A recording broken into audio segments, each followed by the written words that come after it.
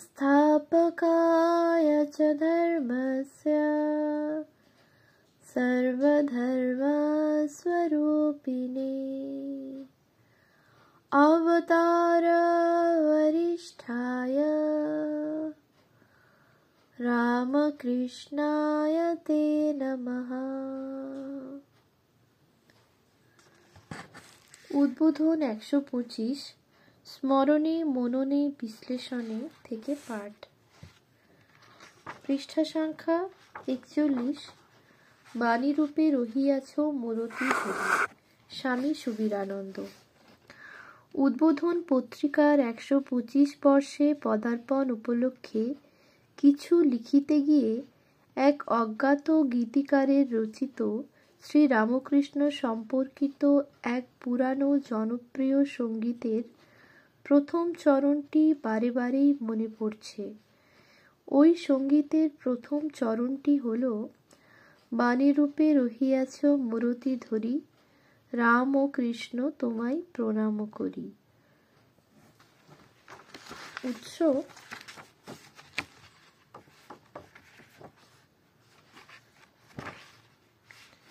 সঙ্গীত সংগ্রহ রামকৃষ্ণ মিশন বিদ্যাপীঠ, বৈদ্যনাথ দেওঘর, ঝাড়খণ্ড, ২০০৯, পৃষ্ঠা ৩১৭।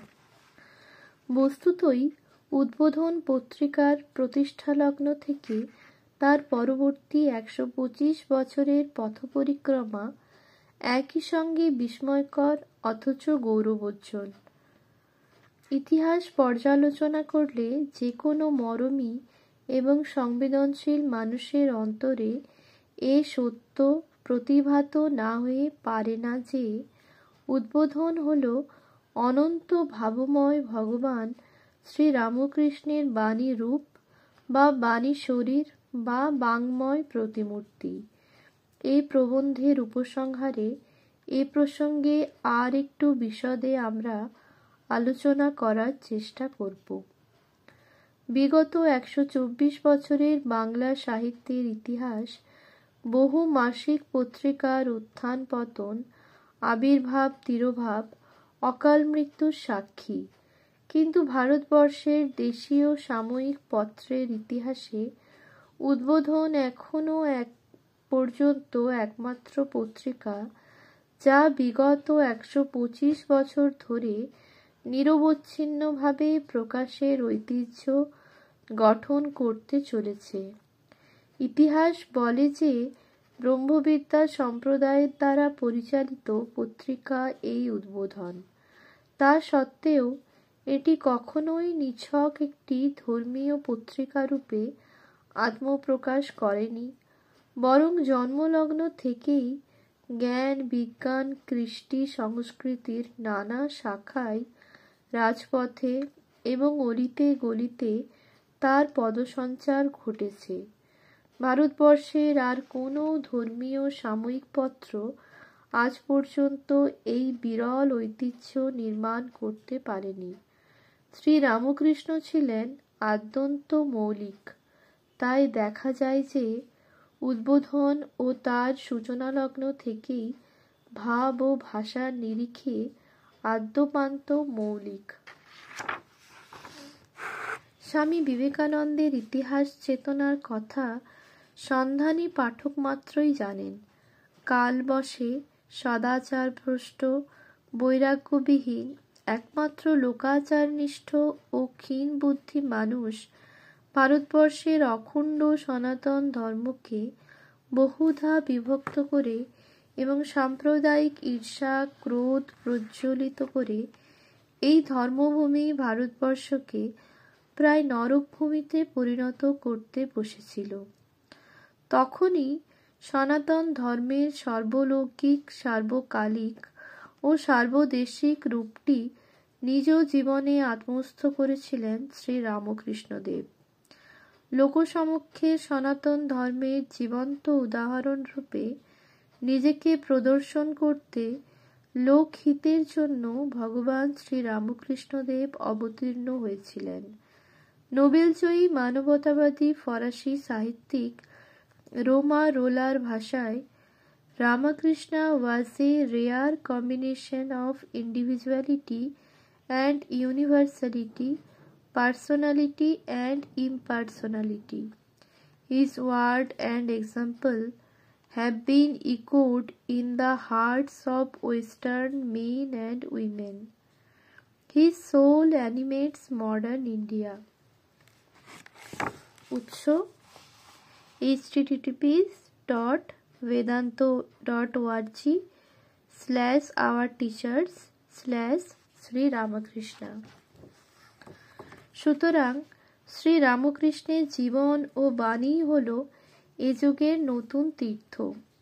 বিশ্বকবির ভাষায় বহু সাধকের বহু সাধনার ধারা, ধ্যানে তোমার মিলিত হয়েছে তারা।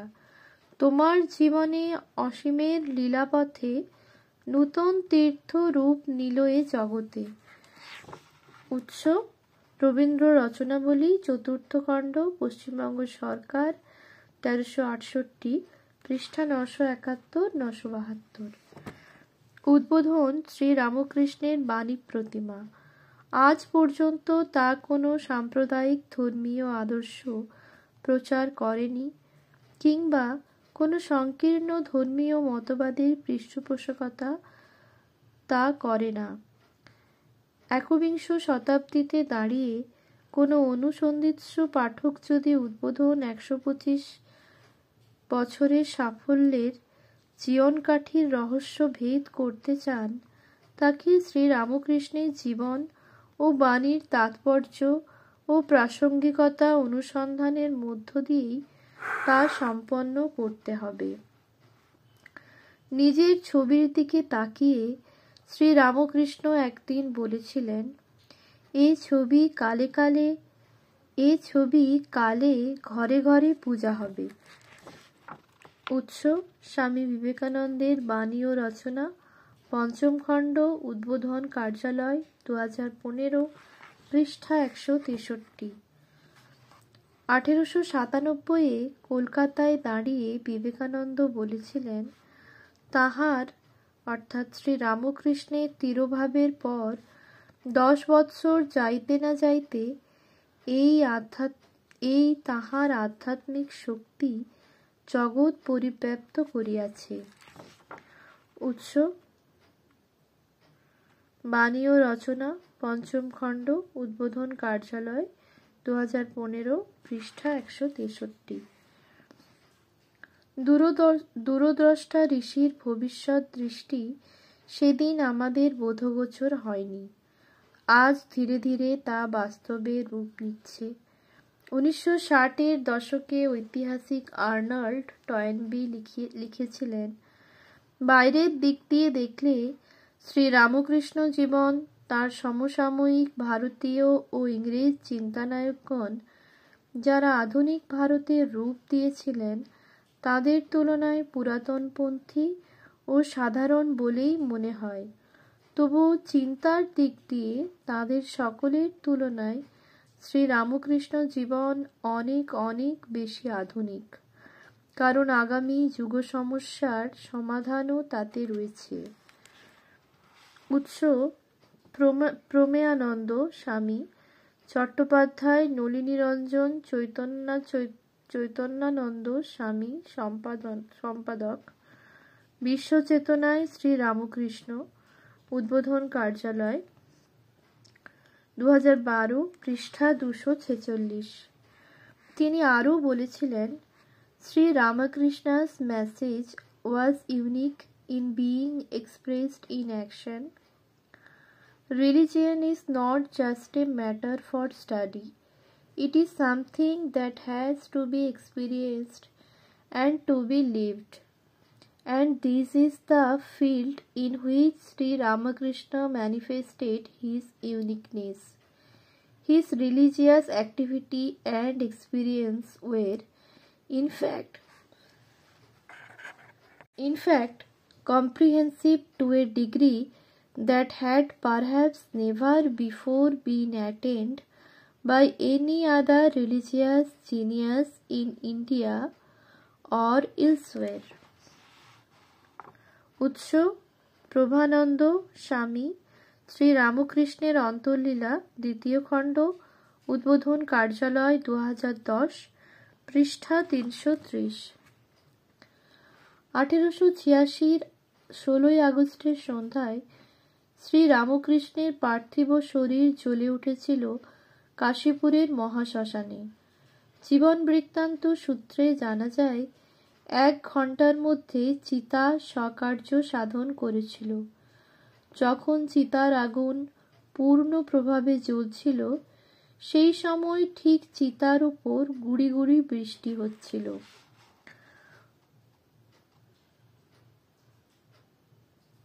উৎস: প্রভানন্দ স্বামী, শ্রী রামকৃষ্ণের অন্তর্লীলা দ্বিতীয় খণ্ড, উদ্বোধন কার্যালয় 2010, পৃষ্ঠা 330।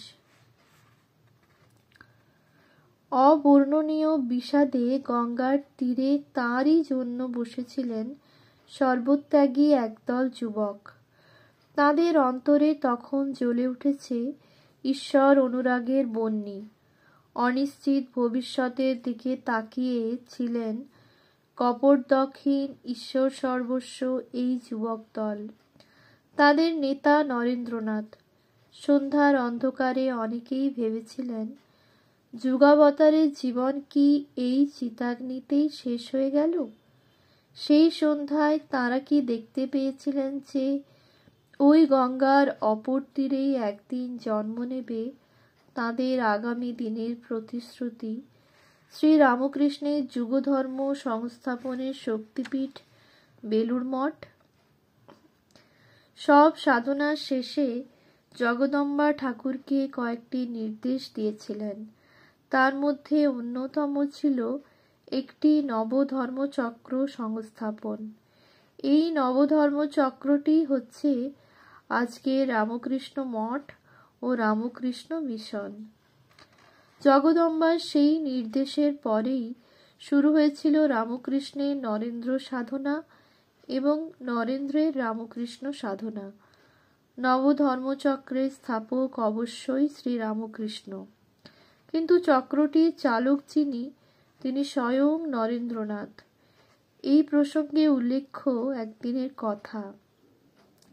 শ্রী রামকৃষ্ণ তাঁর চিরপরিচিত খাটটিতে বসে আছেন। বৈষ্ণব ধর্মের সম্পর্কে আলোচনা চলছে। বৈষ্ণব ধর্মের সর্বজনগ্রাহ্য সাধন হল নামে রুচি, জীবে দয়া ও বৈষ্ণব পূজন। শ্রী শ্রী ঠাকুর সমাধিস্থ হয়ে পড়লেন। পরে অর্ধবাহ্য দশায় বললেন, জীবে দয়া নয়, শিবজ্ঞানে জীবের সেবা। উৎস: শারদানন্দ স্বামী, ঠাকুরের দিব্যভাব ও নরেন্দ্রনাথ, শ্রী শ্রী রামকৃষ্ণ লীলা প্রসঙ্গ, উদ্বোধন কার্যালয় 2014, পৃষ্ঠা 131। ভাবিকালের জন্য স্বামী বিবেকানন্দ বললেন, আজ আমার কাছে এক নতুন আলোক উদ্ভাসিত হল। ভগবান যদি দিন দেন, তবে একথা সমগ্র বিশ্বে প্রচার করব।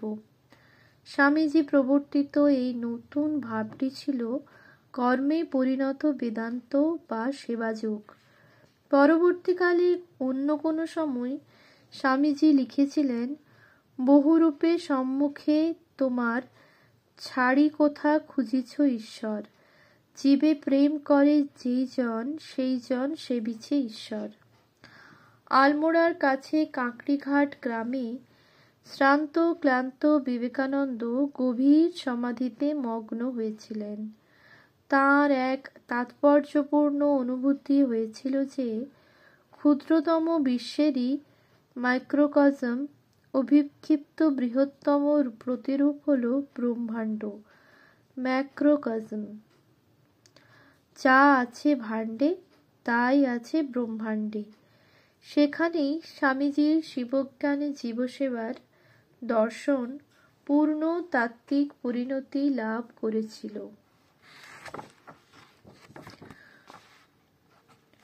ওম শান্তি শান্তি শান্তি। হরি ওম তৎসৎ। Sri Ram Krishnar Parnamastu.